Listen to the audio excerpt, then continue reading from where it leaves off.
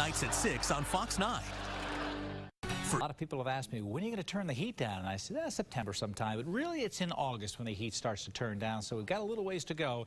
My 3-degree guarantee for the day tomorrow, 100. Today, we were 1 degree shy of that. I think it's a good bet tomorrow that we hit 100. Maybe a 101 showing up Mountain Home.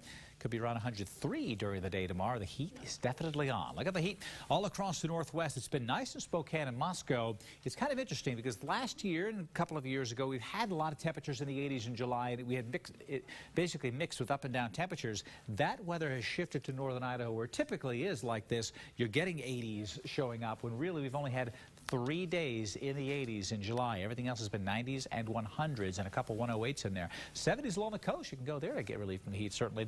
But even in Billings has been so hot. Temperatures have been above 100 many times this month, and 94 degrees again in Billings, 94 in Denver. It's been scorching. A lot of thunderstorms here. That's why you see some yellow showing up, getting a little bit of a break in the heat, but it is still hot everywhere.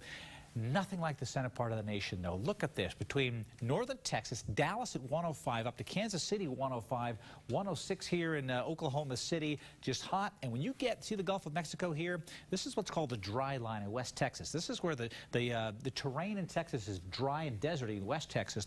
It is extremely humid and moist around Houston, eastern section. So it's right here, points to the east. That's the Gulf of Mexico winds coming up. So all the heat you see east of here, this is where it's all high humidity. And so it is much worse in these locations. It has been brutal in the center part of the country. So the heat here, yes, it is a dry heat.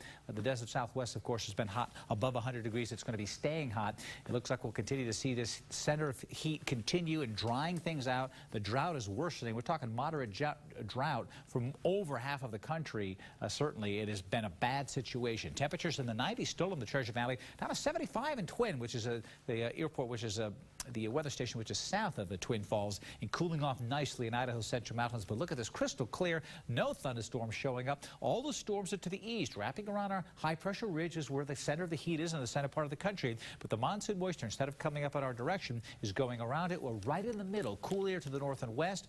Thunderstorms to the east, dry conditions here, which is actually pretty good news because now we don't have to deal with getting the dry lightning. That's the key for the fire season because the tinder is real dry out there. Hot for the day tomorrow. Again, no big changes. Jet stream way to the north. The heat wave building again. So the middle part of the week, pretty much the way it's been. No big changes coming in. 103 in Mountain Home in my on your side forecast.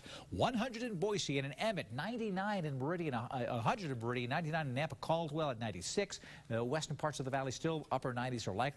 In the mountains, pretty nice.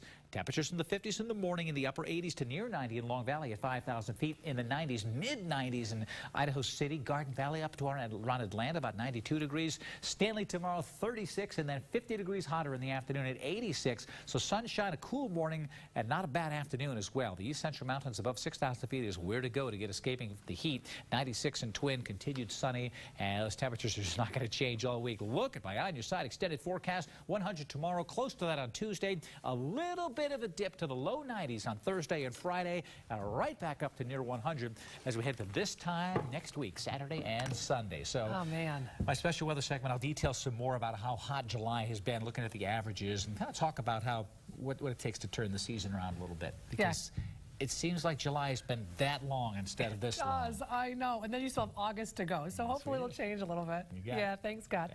Another